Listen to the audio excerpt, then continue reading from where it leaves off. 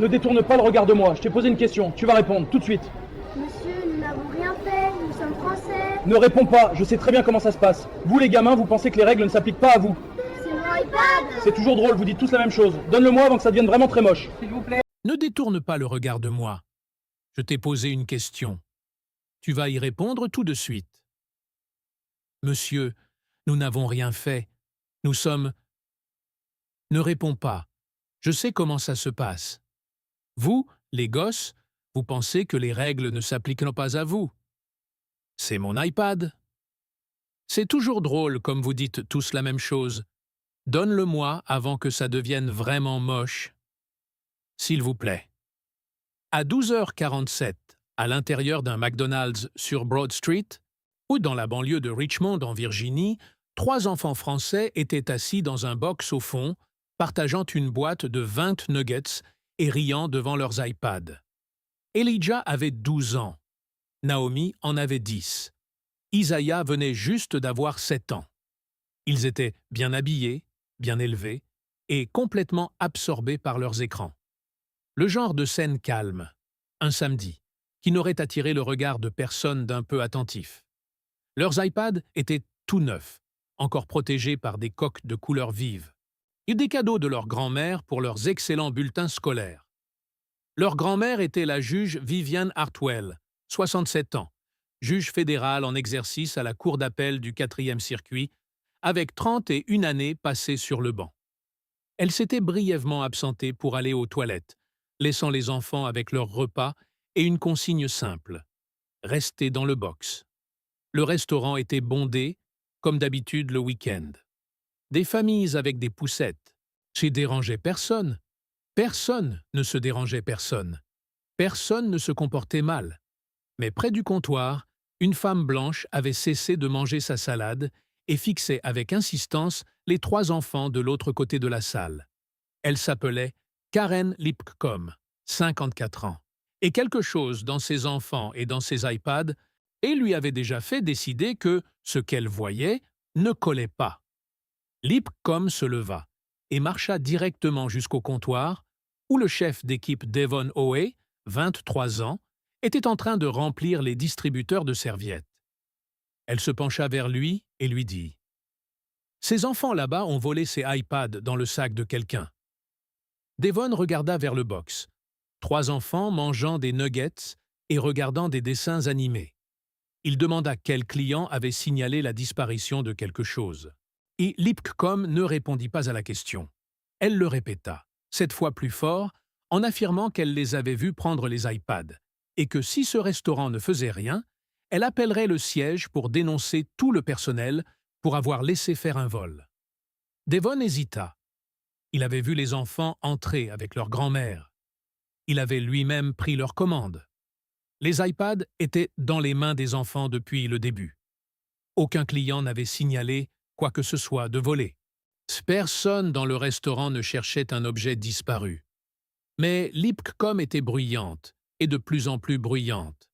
Et Devon travaillait là depuis 6 mois à peine, dans un emploi qu'il ne pouvait pas se permettre de perdre.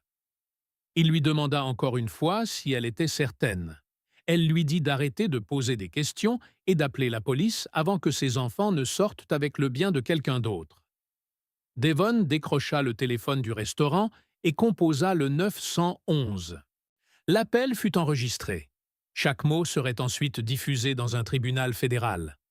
L'agent Russell Brandt se gara sur le parking du McDonald's 6 minutes après l'appel au 911.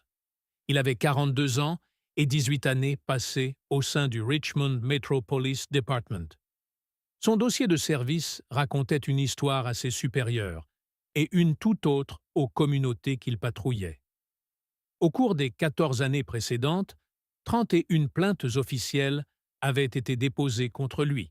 De manière disproportionnée par des habitants français et latinos, les accusations suivaient toutes le même schéma: usage excessif de la force lors de contrôles banals, langage agressif dans des situations qui n'exigeaient aucune agressivité, insultes raciales captées par une dashcam lors d'un contrôle routier 3 ans plus tôt. Des images qui avaient mystérieusement disparu pendant le processus d'examen interne. Il avait été suspendu à 2 reprises, et chaque fois, la sanction avait été réduite à un simple avertissement écrit après l'intervention du syndicat de police en sa faveur. Ses supérieurs avaient validé chaque classement, chaque sanction allégée, chaque seconde chance. Brandt avait appris au fil des ans que les plaintes ne collaient jamais à la peau et que les conséquences n'arrivaient jamais. Sa caméra piéton s'activa lorsqu'il sortit de sa voiture de patrouille. Les images montreraient plus tard qu'il entra dans le restaurant, passa devant une famille blanche de 5 personnes près de la porte, devant un groupe d'adolescents blancs près de la fontaine à sodas, devant 2 couples blancs âgés assis près des fenêtres. Il ne s'arrêta pas au comptoir pour parler à Devon. Il ne chercha pas Lipscomb pour obtenir une description ou des détails. Il traversa directement la salle en direction des seuls enfants français présents dans le restaurant. 3 enfants assis dans un box au fond, avec leurs Happy Meals et leurs iPads. Brandt s'arrêta au bord du box et resta debout de toute sa hauteur, les dominant du regard. Sa main reposait sur sa ceinture de service. Elijah leva les yeux le premier. Brandt demanda d'où venaient les iPads. Elijah répondit poliment, disant à l'agent qu'ils appartenaient à lui, à son frère et à sa sœur, et que leur grand-mère les leur avait offerts pour leur bulletin. Brandt ne releva même pas la réponse. Il regarda les appareils, puis Elijah, et demanda combien il pensait que coûtaient de tels iPads. Elijah ne répondit pas. Brandt se pencha davantage et demanda si, dans sa famille, quelqu'un avait seulement un emploi. Les yeux de Naomi se rempliront de larmes. Elle regarda son grand frère pour être rassurée, mais le visage d'Elijah s'était figé. Ce genre d'immobilité qu'un enfant de 12 ans apprend lorsqu'il comprend que l'adulte en face de lui ne s'intéresse pas à la vérité. Isaiah, le plus jeune, se serra son iPad contre sa poitrine avec ses 2 bras. Brandt pointa les appareils du doigt et ordonna aux 3 enfants de les remettre immédiatement, les qualifiant de bien probablement volés. Elijah demanda s'ils pouvaient attendre leur grand-mère. Elle était simplement aux toilettes. Brandt dit non. Il dit qu'ils pouvaient coopérer tout de suite ou que les choses allaient empirer. Autour d'eux, le restaurant était devenu silencieux. Les familles avaient cessé de manger. Les conversations s'étaient transformées en murmures. Au moins 4 clients avaient déjà levé leur téléphone et commencé à filmer. Aucun des enfants ne bougea. Ils restèrent assis dans ce box, leur nourriture refroidissant, attendant un adulte qui, lui, voudrait bien les écouter. Elijah ne refusa pas. Il hésita. C'est tout. Un garçon de 12 ans baissant les yeux sur l'iPad que sa grand-mère lui avait offert et essayant de comprendre pourquoi un policier exigeait qu'il lui remette son propre bien. Cette hésitation dura moins de 2 secondes. Brandt passa brusquement le bras au-dessus de la table, attrapa Elijah par le poignet et lui arracha l'iPad des mains. Le geste fut assez rapide et assez brutal pour faire partir l'épaule du garçon vers l'avant et renverser un gobelet, projetant du soda orange sur le plateau. Isaiah hurla. Pas un cri de défi, pas un caprice. Et le cri d'un enfant de 7 ans voyant un adulte en uniforme agripper son frère. Brandt se tourna vers le plus jeune et pointa un doigt droit sur son visage. « Ferme-la, avant que je te donne une vraie raison de pleurer. » Naomi était figée, les larmes coulant sur ses 2 joues, son iPad posé sur la table devant elle. Brandt le lui prit de ses mains tremblantes sans dire un mot. Isaiah tenait toujours le sien, les 2 bras enroulés autour, et pressé contre son petit torse comme si cela pouvait le protéger. Brandt se pencha et écarta un à un les doigts de l'enfant. Quand Isaiah continua à s'accrocher, Brandt arracha l'appareil et poussa le garçon en arrière contre la banquette du box. L'arrière de la tête d'Isaiah heurta le mur derrière le siège avec un bruit sec qui fit pousser un cri à la femme assise à la table voisine. Un homme près du comptoir se leva et cria « Ce sont des enfants !» Brandt se tourna vers la salle et pointa la foule du doigt et lança que toute personne qui interviendrait serait arrêté pour entrave à la justice. Il parla dans sa radio et signala 3 suspects mineurs. Possible vol. Peu coopératif. Renfort demandé. Les 3 enfants pleuraient à chaudes larmes. Leurs Happy Meals restaient intacts. Les iPads étaient empilés sur la table derrière Brandt comme des pièces à conviction d'une scène de crime qui n'avait jamais existé. L'agente Nena Salano, 29 ans, y franchit la porte d'entrée 4 minutes plus tard. Elle travaillait dans le service depuis un peu moins de 3 ans. Ce qu'elle vit en entrant n'avait rien à voir avec ce que le dispatch lui avait décrit. Il n'y avait pas de suspecte mineure. Il n'y avait pas de vol en cours. Il y avait 3 enfants en pleurs dans un box. Une salle remplie de clients visiblement choqués, plusieurs téléphones braqués sur la scène depuis différents angles, et son supérieur hiérarchique debout au-dessus d'eux, avec 3 iPads alignés sur la table derrière lui, comme de la contrebande saisie. Salano se plaça aux côtés de Brandt et parla à voix basse. Elle lui dit que cela ressemblait à un malentendu. Elle lui dit « On devrait peut-être parler au gérant et comprendre ce qui s'est réellement passé avant d'aller plus loin. » Brandt ne prit même pas la peine de baisser la voix. « Je fais ce métier depuis plus longtemps que toi, tu n'es en vie. Ces rookies, ces gosses mentent. » Salano regarda les enfants. Elle regarda la foule. Elle regarda les téléphones pointés dans leur direction. Puis elle recula. Elle n'intervint pas. Elle ne le contesta pas une seconde fois. Elle resta de côté et regarda la suite. Brandt ordonna à Elijah de se lever. Le garçon se leva lentement, les jambes tremblantes. Brandt le fit se tourner et le fouilla devant tout le restaurant. Les mains sur ses poches, sa taille, ses flancs. Un enfant de 12 ans, et dans un McDonald's, fouillé comme un suspect arrêté dans la rue. Quand Brandt eut terminé, il demanda une pièce d'identité aux 3 enfants. Ils le fixèrent sans répondre. Ils n'en avaient pas. C'étaient des enfants. Brandt se recula et reparla dans sa radio. Il demanda une unité de transport pour mineurs et déclara son intention de placer les 3 enfants en garde à vue pour vol et comportement non coopératif. Dans le box, Naomi tenait la main d'Isaiah. Elijah restait debout, là où Brandt l'avait laissé, les bras le long du corps, les yeux fixés sur le sol. Il ne dit pas un mot. La porte des toilettes s'ouvrit et la juge Vivian Hartwell revint dans la salle. Elle s'était absentée moins de 5 minutes. Ce qu'elle découvrit n'avait plus rien à voir avec ce qu'elle avait laissé. Ses 3 petits-enfants pleuraient. Elijah se tenait debout près du box, les bras le long du corps, le visage vide. Et Naomi et Isaiah étaient serrés l'un contre l'autre sur la banquette, se tenant la main. Un policier en uniforme se tenait au-dessus d'eux, avec leurs iPads empilés derrière son dos sur la table. Un deuxième agent se tenait un peu plus loin, sans rien faire. Le restaurant était silencieux, à l'exception des sanglots de ses petits-enfants. Viviane traversa la salle sans hésiter. « Qu'est-ce qui arrive à mes petits-enfants » Brandt se tourna. « Madame, reculez. Ces enfants sont retenus. » Oh, Viviane ne recula pas. Elle s'arrêta juste devant lui et parla clairement, sans élever la voix. Elle donna son nom complet. Elle lui dit qu'elle était la grand-mère des enfants. Elle lui dit que les iPads étaient leur bien personnel, achetés par elle 2 semaines plus tôt pour récompenser leur bulletin, et qu'elle avait les reçus sur son téléphone s'il souhaitait les voir. Brandt la coupa avant qu'elle puisse finir. « Je me fiche de qui vous prétendez être. J'ai entendu toutes les histoires possibles.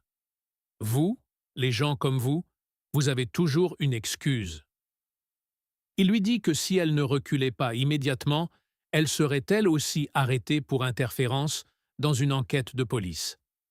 Viviane ne bougea pas.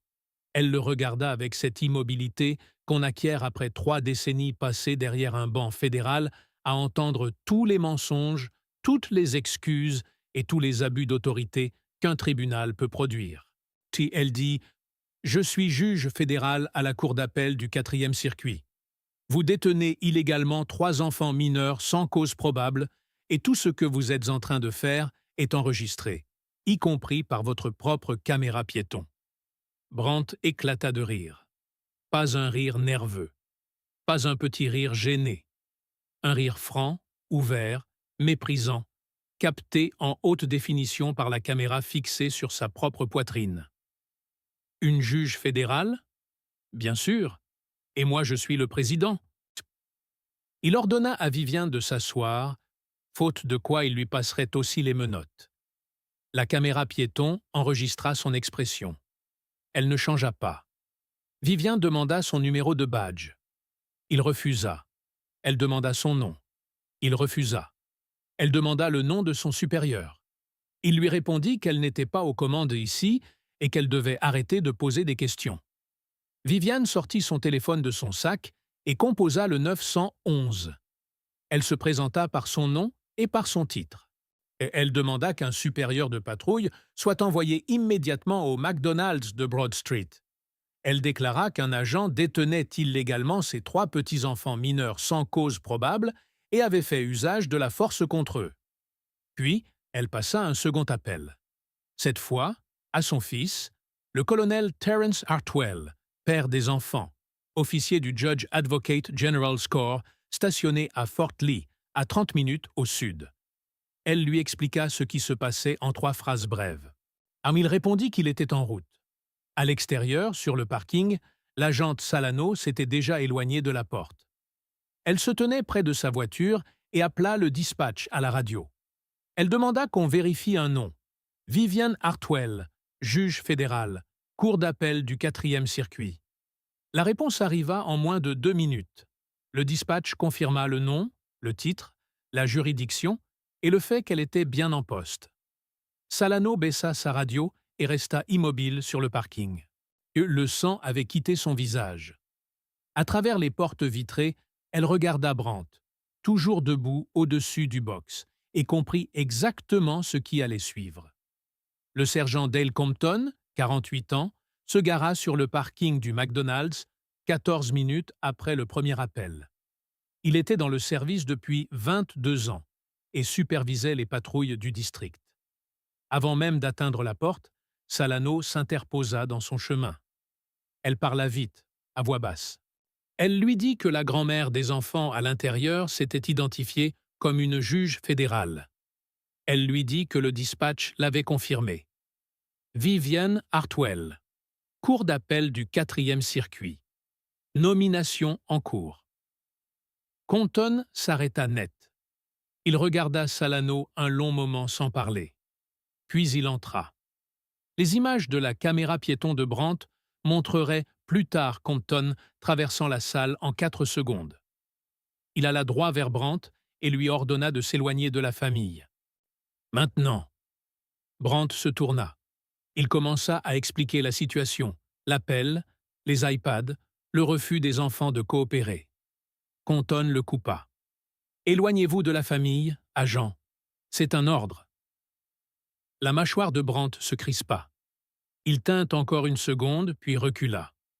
Mais sa caméra piéton capta ce qu'il marmonna en bougeant. Peu importe qui elle est, ces gosses n'avaient rien à faire avec ce genre de truc. Le microphone se trouvait à quelques centimètres de sa bouche. Et chaque mot fut enregistré. Compton s'approcha de Viviane, baissa la voix et tenta de désamorcer la situation. Il rendit les 3 iPads aux enfants. Il présenta des excuses pour l'incident et dit que le département allait examiner ce qui s'était passé. Viviane remit un iPad à Naomi, un à Isaiah et un à Elijah. Puis elle regarda Compton et lui dit qu'elle n'acceptait pas ses excuses. Elle dit que ce n'était pas un malentendu. C'était du profilage anti-français visant 3 enfants. C'était de l'agression physique contre des mineurs. Son plus jeune petit-fils avait eu la tête projetée contre un mur. Son petit-fils aîné avait été fouillé en public dans un restaurant. Et chaque seconde de tout cela allait être traitée de manière formelle, approfondie et publique. Compton hocha la tête, sans rien dire. Il n'y avait plus rien à dire. La première vidéo de téléphone portable arriva sur les réseaux sociaux avant même que la famille Hartwell n'ait quitté le parking. et elle avait été publiée par une étudiante de 20 ans nommée Aisha Cohn, assise 2 boxes plus loin avec un McFlurry lorsque Brandt était entré. Son téléphone enregistrait depuis le moment où Brandt avait saisi le poignet d'Elijah. La vidéo durait un peu plus de 9 minutes. On y voyait la saisie, le cri d'Isaiah, Brandt ordonnant à un enfant de 7 ans de la fermer. Le moment où la tête d'Isaiah heurtait le mur. La fouille d'un garçon de 12 ans. L'arrivée de Vivien, son identification calme comme juge fédéral, et le rire de Brandt. Cette seule vidéo atteignit 2 millions de vues en 48 heures. Elle fut partagée sur toutes les grandes plateformes. Les médias s'en emparèrent le jour même. Les chaînes locales diffusèrent des sujets dès le soir. Les réseaux nationaux suivirent dès le lendemain matin. Le titre s'écrivait tout seul. Le McDonald's disposait de 6 caméras de sécurité couvrant la salle sous différents angles. Et les 6 enregistraient cet après-midi-là. Lorsque les avocats de la famille Hartwell déposèrent une demande de conservation des preuves, les images furent assignées dans la semaine. Elles montraient tout. Chaque angle confirmait ce que les vidéos de téléphone avaient déjà rendu public. Les images de la caméra piéton de Brandt furent réclamées par les voix officielles le jour même où l'affaire éclata. Le Richmond Metro Police Department refusa de les publier. Un porte-parole déclara que ces images faisaient partie d'une enquête interne en cours et ne pouvaient pas être rendues disponibles à ce moment-là. Les organisations de défense des droits civiques qualifièrent ce délai de tentative d'étouffement. Des analystes juridiques soulignèrent que le service n'avait aucune obligation légale de les retenir et toutes les raisons de les supprimer de l'espace public. Et les pétitions en ligne exigeant leur diffusion recueillirent plus de 300 000 signatures en 5 jours. La pression montait de toutes parts et le département n'avait plus de bonne option. Les images existaient. Le public savait qu'elles existaient. Et aucun délai ne changerait ce qu'elles contenaient. Le Richmond Metro Police Department publia sa première déclaration publique 48 heures après la viralité des vidéos. Et elle disait « Comme dans toute déclaration de service rédigée après un scandale devenu incontrôlable trop vite, nous prenons toutes les accusations de faute professionnelle très au sérieux et menons un examen complet et transparent de l'incident. Nous restons attachés au plus haut standard de professionnalisme et de confiance communautaire.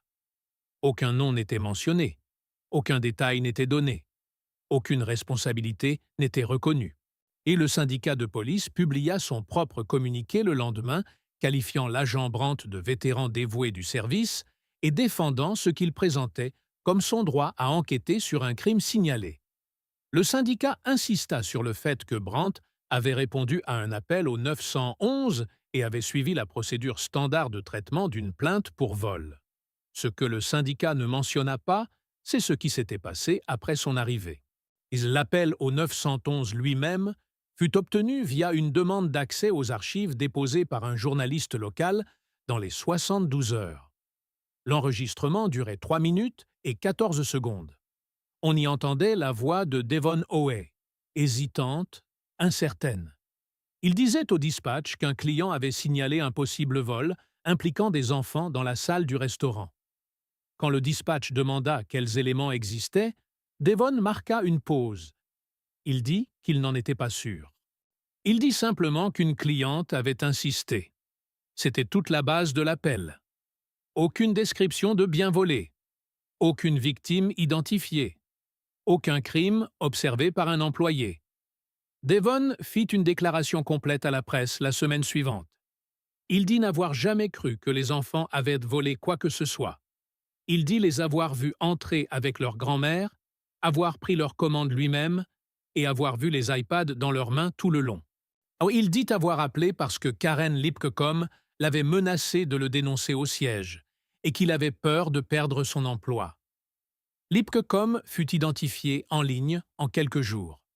Son nom, sa photo et son rôle dans l'appel au 911 devinrent publics par les réseaux sociaux et la couverture médiatique. Elle ne fit aucun commentaire public. Elle supprima ses comptes sur les réseaux sociaux et ne répondit à aucune demande d'interview. Les affaires internes ouvrirent une enquête formelle sur la conduite de Brandt. Il fut placé en congé administratif payé, ce qui déclencha une nouvelle vague d'indignation. Des groupes communautaires organisèrent un rassemblement devant le siège central de la police.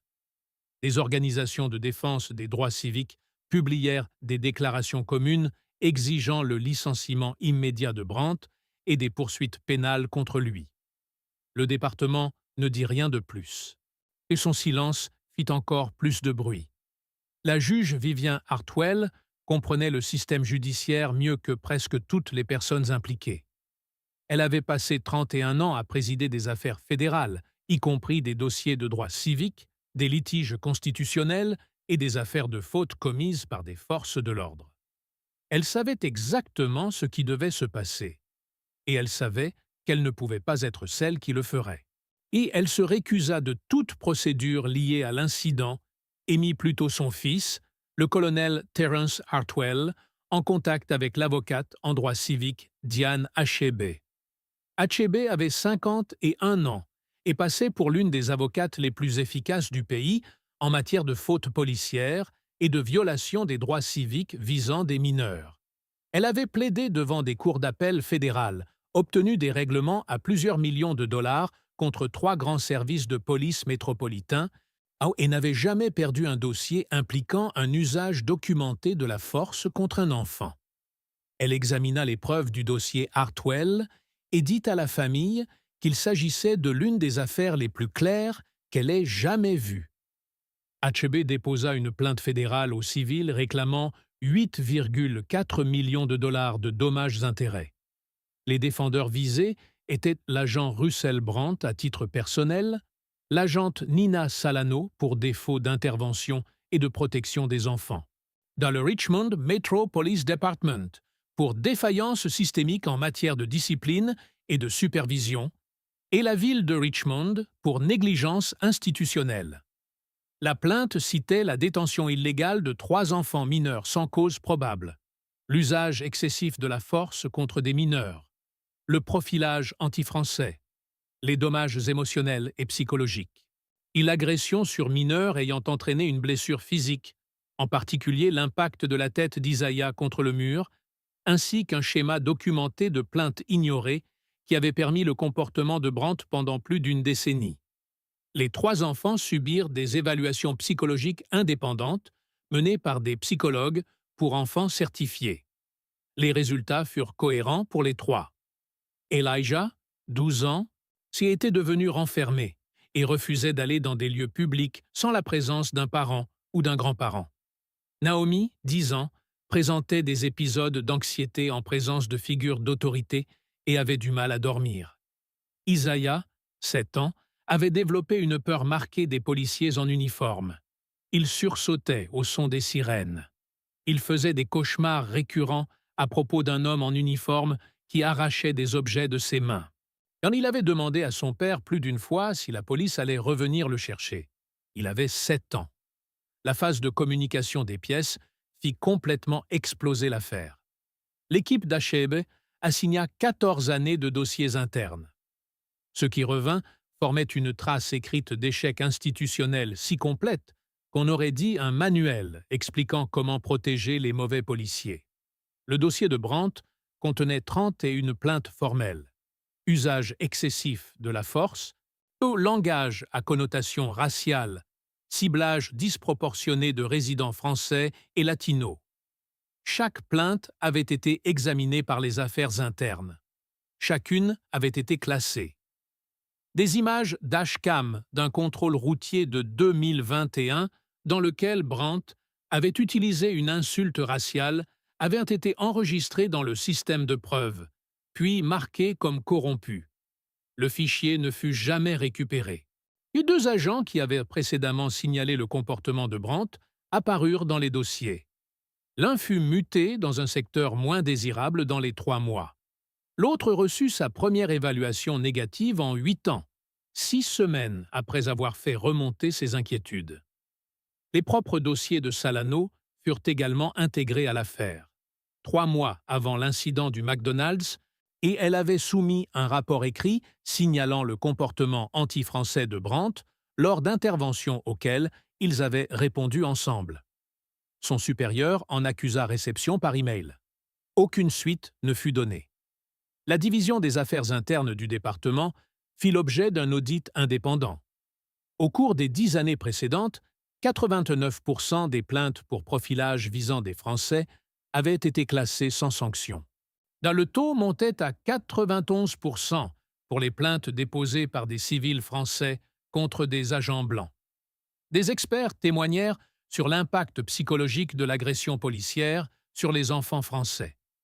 La docteure Lenora Graves, psychologue pour enfants spécialisée dans les traumatismes liés aux discriminations visant les Français, présenta des études montrant que les rencontres agressives avec les forces de l'ordre pendant l'enfance produisaient des effets durables. Anxiété accrue et méfiance chronique, retrait des espaces publics. Elle témoigna que les 3 enfants Hartwell présentaient ces symptômes. Elijah avait dit à ses parents qu'il ne voulait plus sortir sans adultes.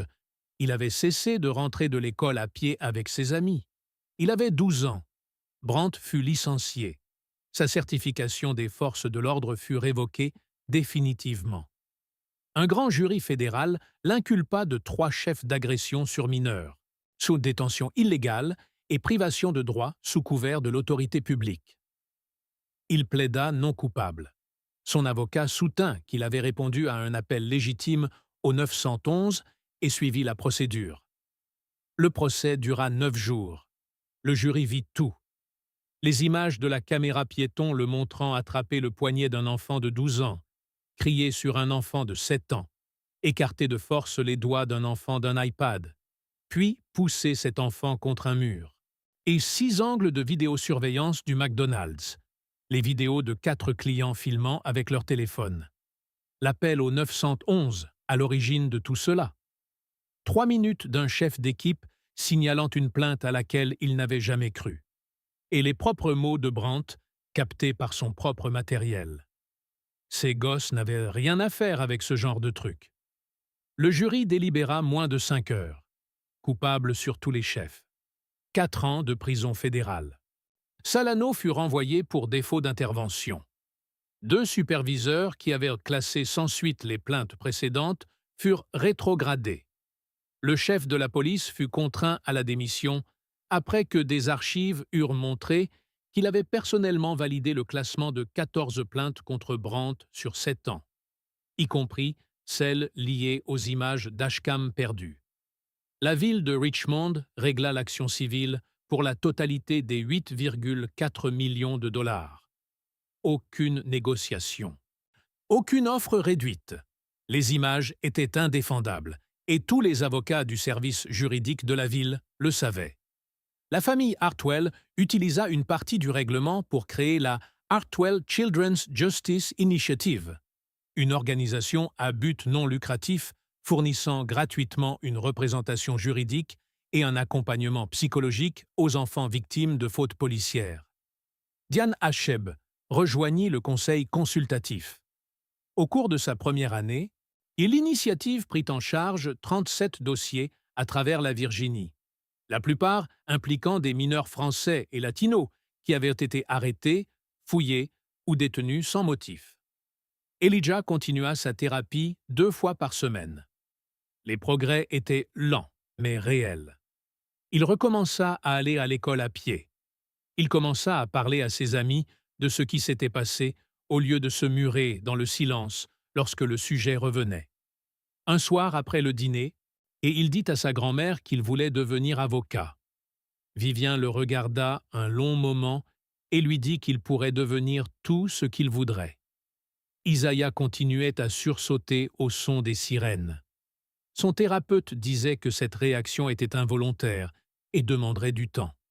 Il dormait désormais avec une veilleuse et se glissait parfois dans le lit de son père après un cauchemar. Il avait 7 ans. Naomi écrivit une lettre à son école sur ce qui s'était passé au McDonald's ce samedi après-midi. Son enseignante l'aida à la retravailler. Le journal local la publia en première page de sa rubrique communautaire. Elle avait 10 ans Et ces mots étaient plus clairs que la plupart des déclarations publiées par le service de police. Le McDonald's de Broad Street installa une petite plaque près du box du fond. On pouvait y lire « Chaque enfant mérite de se sentir en sécurité ».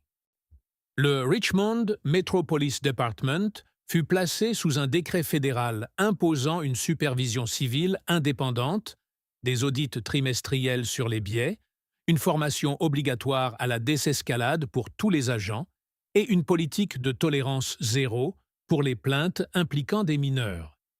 Le respect des règles liées aux caméras piétons fit désormais l'objet de contrôles aléatoires mensuels, avec suspension automatique en cas de manquement. Brandt entra dans un McDonald's et vit 3 enfants français avec des iPads. Il ne vit pas des enfants, il vit des suspects. Une juge fédérale vit ses petits-enfants en pleurs, et un jury vit la vérité. Si vous trouvez que cette situation était déjà grave, attendez de voir ce qui se passe dans l'affaire à droite.